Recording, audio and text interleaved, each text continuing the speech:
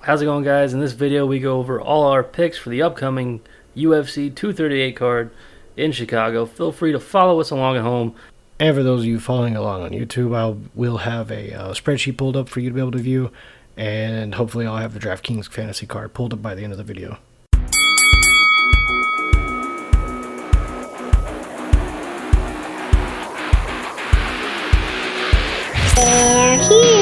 Welcome to the hookedj podcast. Who the fuck is that guy? Who the fuck is that? When it's all said and done, I know one thing that I can do. I can fight. I can give it, and I can take it. You should have left me over on that other game that I'm from, that more ruthless game where we bounce heads off the canvas and drill them into the floor. You should have left me where I was. The show starts now.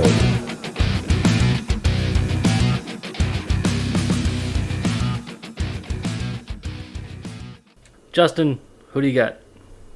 Can you be a little more specific for the fight you want me to? Pick any of them. I guess we'll start at the very first one, right? Yep. Who is that, Jacob? That should be... I like how you set that one up. So first up, we can have Joanne Calderwood and Caitlin Chukagan. What was that? Chukagan. Who do you got? Calderwood on this one. That's my pick, too. I think Calderwood just got a little bit more advantages on her in the ground game. Her striking's good, but I think Calderwood's going to put her on her back. I think so, too. I think that's how it's going to play out, exactly. Next, we got Bevan Lewis versus Darren Stewart. I've got Bevan. This one was a really hard one for me to pick. I think Darren Stewart's going to pull this one out because I think his striking is a little bit better than Bevan Lewis. I don't know if he's going to get it done early, but I definitely think he's going to get it done. I just think Bevan's going to win. Yeah. I'm not trying to call rounds or anything yet. I'm not too versed in both of them, so I was like, this guy seems cool, and went with him. Oh, right. Sometimes it's the only thing you can do. It's a gut feeling thing, you know? The last one on the early prelims is going to be Yan Xiaonan versus Angela Hill. Who do you got for that one? Honestly, I'm going to go with Yan on this one. I think she's putting together a pretty good repertoire of skills, and I think she's going to be able to beat Angela Hill. Angela's honestly never done anything really impressive to me. Yeah, I can see that. I think Angela might pull it out, but I'm not too versed in Yan. But I'm going to go with Yan right now. I have a feeling. Next fight, we have Ricardo Yamez versus Calvin Kattar. Did I say his last name? Yep. Calvin Kattar. The featherweight bout. I got Ricardo Yamez on mine. Who do you got? Honestly, I think I'm going to go with the veteran as well, Ricardo Lamas. I mean, there for a minute I was questioning him, but I really think he's starting to pick his pace back up, and I think Calvin Kattar can take him out, but I honestly think Ricardo's going to get the upper hand in this one. Experience is going to play a factor at some point, and I really think it's this fight that Ricardo pulls out his veteran skills on Calvin Kattar. I think Calvin Kattar has more than enough capability of getting it done. I just think in this fight, he's not going to get it done. I would say that. As well as my first thought is just the veteran status of Yamez at this point. Yeah, and he's willing to just stand and bang anytime. Yeah. Yeah, I mean he's a crowd pleaser and a showstopper a lot of times, and he's been starched. Don't get me wrong, he's been laid out. Most recent fights, he's put on a very good showing. Whenever I've doubted him in his recent two fights, I think I doubted him, and he pulled out the victory on both of them. I was like, all right, well, I'm not going to doubt him again, even though I really like Calvin Kattar's last 2 or 3 fights I've watched him in. So yeah, it's going to be Ricardo Lamas for me. Agreed. Man, this one's going to be really hard for me to pick. Karolina Kowalkiewicz versus Alexa Grasso. I really want to go with Karolina on this, but she's kind of like on a downslope right now. I don't know if she's got other stuff going on or she's just honestly getting bested. Andrade knocked her out, and I think the fight after that she lost too. But I really think Alexa Grasso is on her way up, and Karolina will be a good gatekeeper for her on this one. I think Grasso's just going to wrestle her. Yeah, to be honest with you. Exactly. I think Grasso's going to put her on the ground, and I don't know if she's going to get done with ground and pound, but I think the submission attempt is more likely than the ground and pound. I don't think Karolina's going to have an answer for it. Honestly, I think it's going to go that same way. I think Grasso's going to take her down and probably try to submit her. I don't think it's going to be ground and pound. I think Karolina's going to keep her at bay for a little bit, and then she's going to get desperate. Grasso's going to go for probably a single and smush her up against the cage, and that's how it's going to end. The one thing I'm hoping out of Carolina is she doesn't let that Jessica Andrade knockout really scare her. That was a brutal knockout. It was. Carolina got starched and lights turned off. They didn't come back on for a while. Yeah, it was very brutal. She was out for a good couple minutes after they already did the announcement. Yeah, they were already pulling up the winner in the circle before they got her up. I'm really hoping that doesn't make her a timid fighter right now or how much time she needs to get back in the groove. Then we have Aljamain Sterling versus Pedro Munoz. I've got Pedro on this one. I want to go with Aljamain. I'm going to have to go against you. I think Aljamain's putting together a really, really good resume right now. I think he did get knocked out by Marlon Reyes on one heck of a knee to the chin, but I think Pedro, even though he's put together a good fight against Cody Garbrandt on his last one, and I can't remember who he fought before that. It was a barn burner. I honestly think Aljamain's going to wrestle him. Hopefully, I would like to see some slick submission again. If anything, I think it's just going to be a ground and pound or maybe an arm triangle, rear naked choke. But I honestly think Aljamain's going to get the submission win on this one. The last fight on the prelims gonna send us off to the main card is going to be one I'm really looking forward to. Is Tatiana Suarez versus Nina Ansaroff. Jacob, who do you got? I'm going to go with the upset, and I'm going to go with Nina. Really? Yep. You're going to go with Nina? Mm-hmm. I think Nina is a future champ. You care to elaborate? I think Nina's a future champ.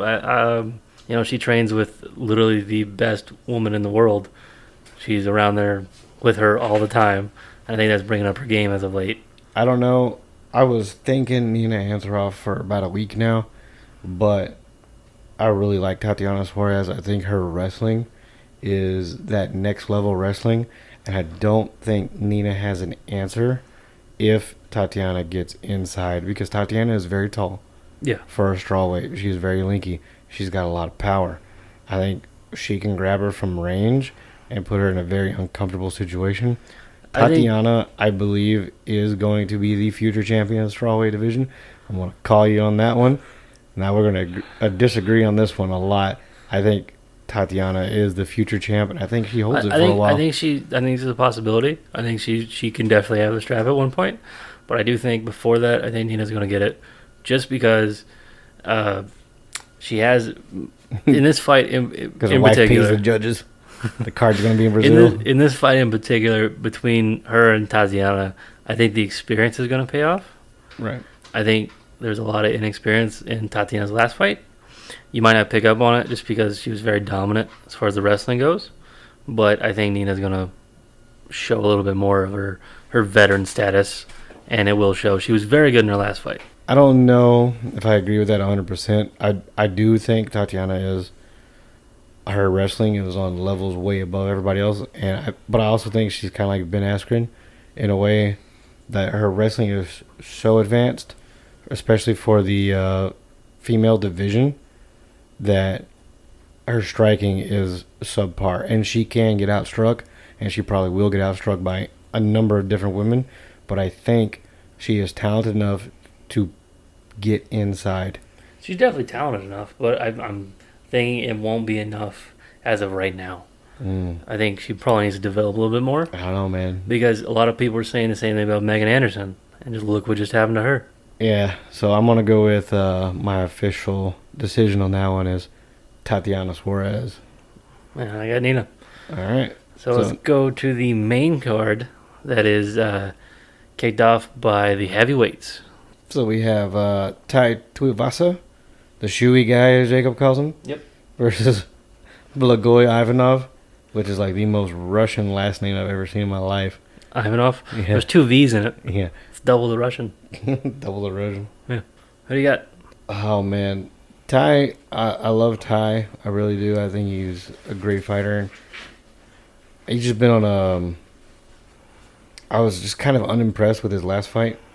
Yeah. Well, he got pieced up by Andre. Yeah, he really... God, man, he's got to work on that head. Yeah. No, it was... Arlovsky beat the hell out of him. No, it wasn't Arlovsky. It was JDS. Oh, you're right, because that was in Australia. Yep. Tai looked... I don't know if it was just, hometown jitters whenever he was in Australia card, but he got pieced up by JDS. And JDS, I mean, I'm not going to count him out. He is a veteran, but I didn't think he'd do that good against a young hammer thrower. And he beat Ty. I think Ty loses this one. I think I'm going to give it to Ivanov. If Ivanov can do the wrestling, because Ty is really bad on the ground. Oh, Ivanov is gonna definitely do. He's a world Sambo champ. Yeah. He's gonna get in close, and he's gonna take as him long around. as Ty doesn't catch him clean with the one of them, because Ty throws some bombs, man. Yeah. As long as he can get inside without taking a hard shot, I think Ty loses. I'm gonna have to go with Ivanov on this one. Yeah. Don't want to, but I gotta go with Ivanov on this one. I think that's exactly what's gonna happen. I think Ty, he's shown his inexperience a little bit towards the end of the last fight. He got tagged a few times and he rushed in. I don't think that's exactly what's going to happen. I think Ty, they're going to jab here and there. Ty's going to throw pretty heavily. And I think Ivanov's going to be able to grab him and take him down. And it's probably going to end on the ground. I don't know if it's going to be a finish, but I think it's going to end on the ground. I think if Ivanov can get on top of him, Ty's going to tire out really quickly. Yeah, same here. I mean, he's got the big guy problem. Yeah. He's got that, I don't know what those guys do down there, but him and Mark Hunt, ground game, virtually non-existent. It's not ground drills. I can tell you that's what they're not doing. Yeah. I think they do it, but I just think they get so tired they don't do it very long. That's probably what it is. The second fight on the main card is the bantamweight bout between Jimmy Rivera and Peter Yan. Who do you got, Jake? Jimmy Rivera. Really? Yep. May I ask why? Because he's Jimmy Rivera. I don't know. I'm going to go with Peter Yan on this one. I think Peter Yan's been a lot more impressive lately. And while Jimmy Rivera does have his veteran status, and he's been through the ringer a few times, and he's put on good shows, and he's time tested, I think Peter Yan pulls it out of here. It's completely possible. I just think Jimmy Rivera has, he has more experience, of course, but he's always shown like he is just either a little above or a little below his opponent, and you can't really count him out. That I agree with, but to me, he reminds me of Chad Mendez. Chad Mendez is really good, but can never get the belt. Just put it together. Yeah, it's like he has all the tools, but he can never put it together. And I think the same thing that happened with Chad. Chad kind of became like a gatekeeper for the top five. Yeah. And I think the same thing is happening to Jimmy Rivera. Hell, they look alike too. Very similar. And I think they both fight similar games while Rivera is doing really good right now. Peter Yan's speed right now and accuracy is going to pose a problem for Jimmy Rivera. Oh, definitely. So after that, we can technically say we start off the main events, even though this isn't a main event. This is just below the co-main event. But let's face it, this is what everybody wants to watch. It's the Tony Ferguson and Donald Cerrone fight. I can almost guarantee this promises to be a fire fight. Yeah. The fan favorite fight of the night. The Cowboy versus the Mexican Boogeyman. All right, so let's get down to the meat and potatoes here. Who do you have? I've been thinking about this all week, and I really want to go with Tony Ferguson. Why? I don't want to go against Cowboy. Cowboy has this tendency to do 3 or 4 really good fights, lose. 3 or 4 really good fights, lose. Tony right now is coming off a win over Pettis. He took some time off, but I don't think he ever lost his rhythm. I think he's been constantly trying to get a fight, going through his own things, but I think he's going to come in here hungry. And while I know he can get tagged, I know he can be put on the ground, and I know Cowboy is deadly whenever he's on top, Tony is just as deadly on his back. Donald's going to pounce just a little too early, and Tony's going to catch it. Yeah, I've been back and forth on this one for a while, since we announced we're going to do this. And first thought was Ferguson's probably going to put the pressure on him and throw off Cerrone. And I thought if that does happen, Cerrone's going to, he's going to be off, and that's usually where he messes up at. But on the other side, Cerrone's been on fire lately, and he's been able to get in his groove a little bit easier. Even right now, I have Tony written down, but I'm going to change it. I'm going to go with Cerrone. Yeah, so I've been a fan of Cerrone since I started watching MMA. So, I don't. It's against my own thought at first to pick against him, right? But then you gotta you gotta give him a chance right now, right? Like usually, if he's in a groove If he's fought what 2 or 3 times now this year. Yeah. Well, not this year, but back to back to back, basically. Yeah, basically, and he's doing really well. He's in this sort of state of mind where it's his time is what he thinks, and I think that's going to lead into it. Because if you watch the embedded series and things like that, he's not usually when he takes a fight very seriously is when he messes up, but he's very in this calm, relaxed, like flow state, and I think that's going to help him. I think that's what it is, and I think Ferguson, he's got something to prove. I think he's on.